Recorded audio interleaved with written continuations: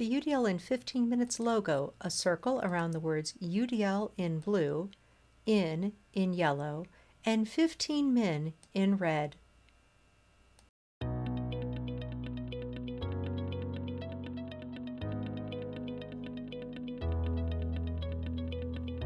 Hello and welcome to UDL in 15 Minutes, where educators discuss their experiences with UDL.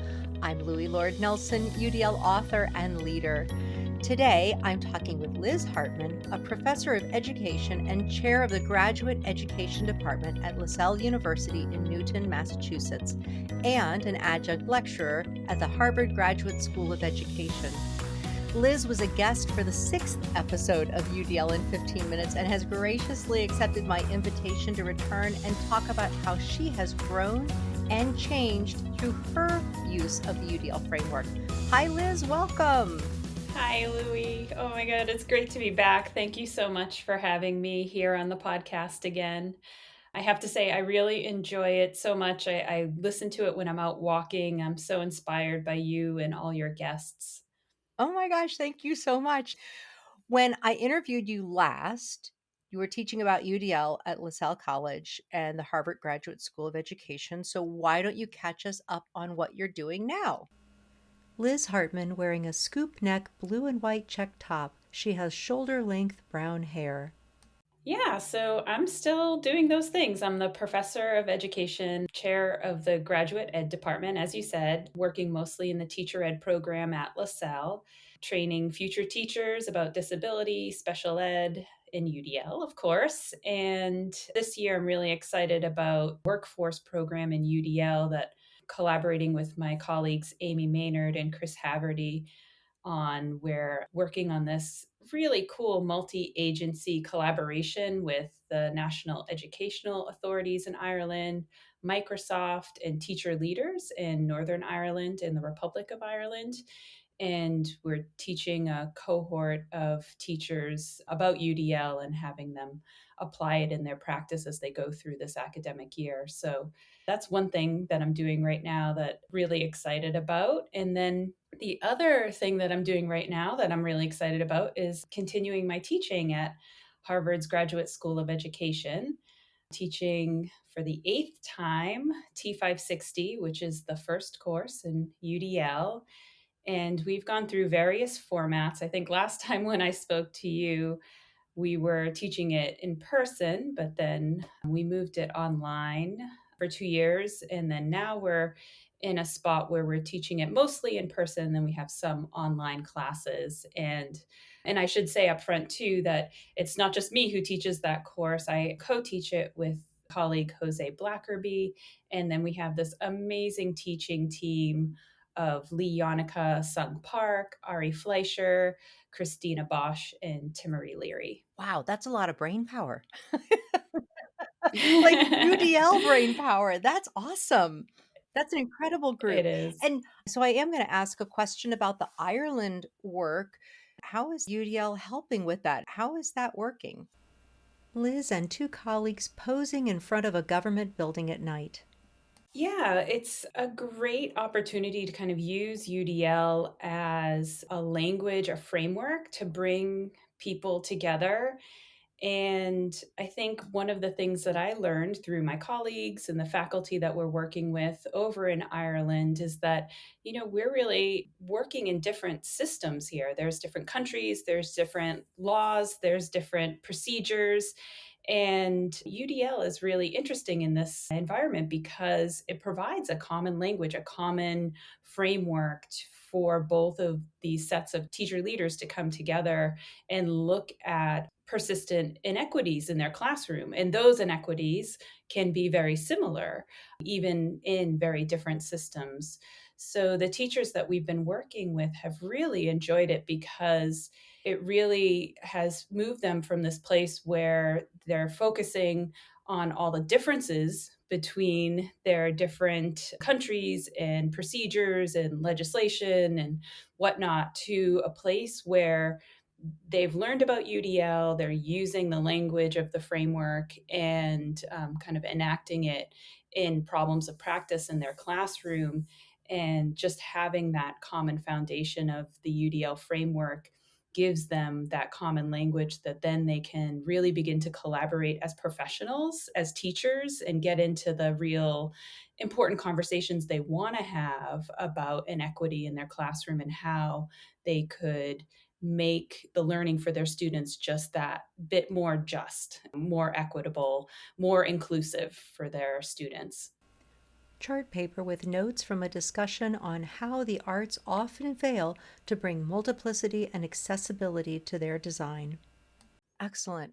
The thinking about the common language, knowing that you have the same meaning behind the words that you're using, does break down so many communication barriers when everybody knows that this is what we mean when we say variability. This is what we mean when we say barriers. This is what we mean when we say recruiting interest, right? Boy, that does sound very powerful. That's awesome. Yeah. So you have the advantage of staying within your roles you have for a while. So you can really think about how your interpretation and application of UDL has changed. And I'm making an assumption here, but I'm betting those have changed for you. So how have those shifts showed up in your work, your design, your teaching? Yeah, the last time we talked, I remember discussing how I was using UDL to encourage risk taking in the Harvard course T560, all while maintaining academic rigor, which, is very, I think, important at Harvard. And we were talking more about providing flexible options to students to meeting learning goals and really having students see that you can be knowledgeable and strategic and rigorous in non traditional formats like creating concept maps and poetry and art when you're reflecting on learning. And yeah, I'm happy to report that that work continues on, but I am thinking about UDL in new ways, especially in that course. And I think a lot of the shift in my thinking emerged from my pandemic teaching and my own learning at that time. At that time, I felt like we all had to be really clear on our goals and flexible on our means. And there was less time, a lot more constraints due to the tools that we were using. And I know personally, like many others, there was just a lot of emotional ups and downs. And that led me to reflect more on my practice as a teacher and a learner. And I began to notice that there were times when I entered learning spaces and I immediately felt like I belonged. And in those spaces, I was able to, take risks and learn a lot and meet high expectations. And then in other learning spaces, I just felt more constricted and I could muddle through, dialing up different aspects of myself and downplaying others, but it just got harder than it used to. So I was acutely aware of kind of those barriers I was experiencing myself as a learner. And I share all this because this is my shift. I realized just how much of my own identity of myself is connected to who I am as a learner and a teacher, and also how that's all really connected to the design decisions I'm making, both the skillful ones and the less skillful or biased ones I was making. So around that same time, I was just feeling a lot of frustration, like many educators, with like variation in the attendance I was seeing in my classes, especially like Zoom classes or students having cameras on, camera off, even at Harvard. And yeah, I was asking questions like, what are the barriers to coming to class or fully engaging with the learning community? And so this led me on this journey to think more deeply about the importance of designing learning experiences that are much better at welcoming learners and keeping that intention of really cultivating belonging and active engagement over time throughout a course. I realized I really needed to get better at creating a community of care in my courses, being a little bit more authentic and knowing that if I was able to do this, it would really help to empower my students. I wanted them to take more risks, be, more reflecting in their work and create, these new flexible paths for learning. But at the same time, I was seeing a lot of variability in students' experiences, with doing kind of learning in a community and their own motivations to engage in activities that build like inclusion and belonging in a course. That's kind of where I am now with my UDL implementation and designing, and really trying to think more proactively and intentionally about belonging and what that looks like as I design courses from beginning to like the absolute last day of the semester. Liz, assisting David Rose, one of the founders of UDL, sort out the microphone he will wear during the class. That's beautiful. It's absolutely beautiful. And your self reflective process, just genius. But to be able to take what you were experiencing, but then at the same time reflect on what the learners were experiencing, using your frustration to propel forward and to consider what barriers your learners were facing, and just to home in on the concept of belonging. And we know, I mean, Maslow helped us understand. I mean, that's so primary and basic for our need. And I think it's beautiful. And you're communicating the fact that even our learners who excel academically, that's why they've made it into a university. That's why they've made it into certain programs. They too need to belong. It's so primal. It's so a part of us. So beautiful. Thank you. Thank you. Yeah. So there are a lot of people who are learning about UDL for the first time every day, but there are also a lot of people who've known about UDL for a long time and they might think they're done. So, like, they think they know everything there is to know about UDL. So, do you feel like you're done? And if not, what experiences have you had that have told you something else? Yeah, I'm nowhere close to being done, and and that's, I think, exciting, but I think it's also important to acknowledge that it's also exhausting, and that UDL sometimes, I think, for me at least, can be exhausting. But whenever I get into that place, I like to think back to a teacher who was in a research study I was doing of UDL implementation in the Boston public schools. And she had this great, like, one liner that with UDL, you need to like think big and start small. So I think, that's something I come back to, and I ask myself, okay, Liz, what level are you thinking at? And even going back to that podcast episode that we recorded many years ago, I think at that point I was, speaking at the level of the assignment, which is great. Like I was talking about how there was one assignment I was able to clarify goals and really build flexibility around. And if you can think about your own teaching and you implement UDL and assignment, that's great, you get success, and then you think, okay, what's my next step? Maybe I'm going to think about assessment. How could I design a more flexible, rigorous assessment for my students? But back to what I was saying before about my most recent shift in UDL implementation, I think what I'm doing more recently is just using my own frustrations and wonderings to inspire me. And this has really led me to think about, what does it look like to specifically create UDL environments that are more authentic learning communities that allow people to bring their different identities into the learning environment. And, how do I continue to use UDL to empathize with my students, to not assume I understand who they are, but to really be open to who they are and allow them to share that with not just me, but the entire learning community that I'm creating.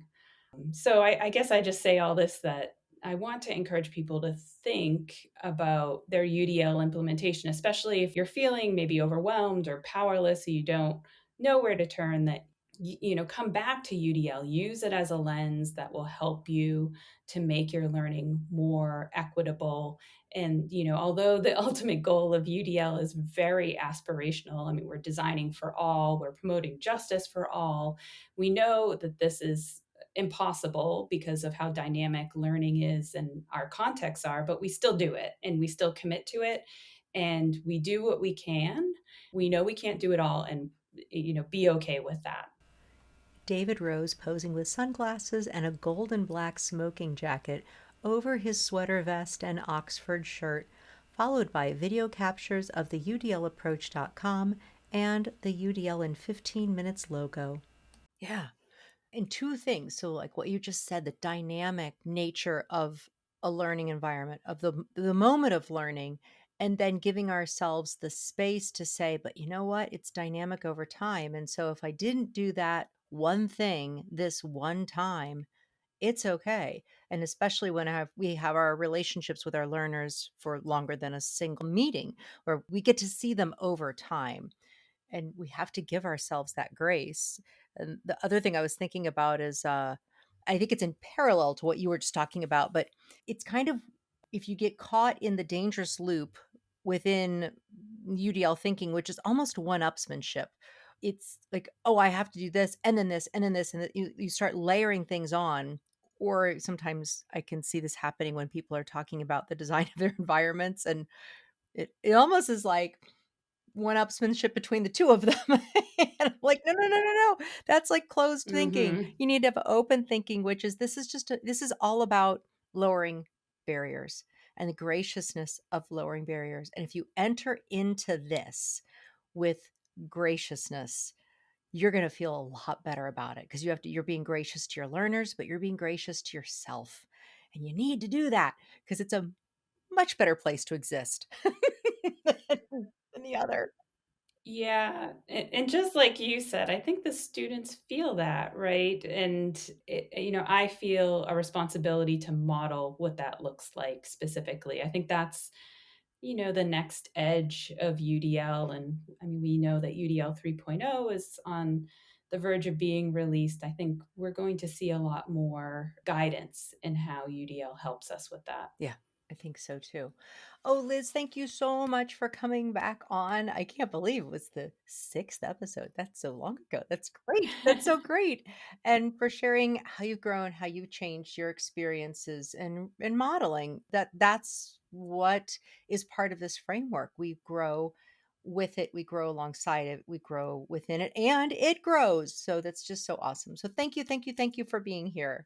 You're very welcome. And maybe I can come back in another 100 episodes. That'd be awesome. That'd be awesome. So, for those listening to this podcast, you can find supplemental materials like an image montage with closed captioning, that montage with audio descriptions, a transcript, and an associated blog at my website, which is the udlapproach.com/podcasts. And finally, if you have a story to share about UDL implementation for UDL in 15 minutes, you can contact me through the udlapproach.com. And thanks to everyone for your work in revolutionizing education through UDL and making it our goal to develop expert learners.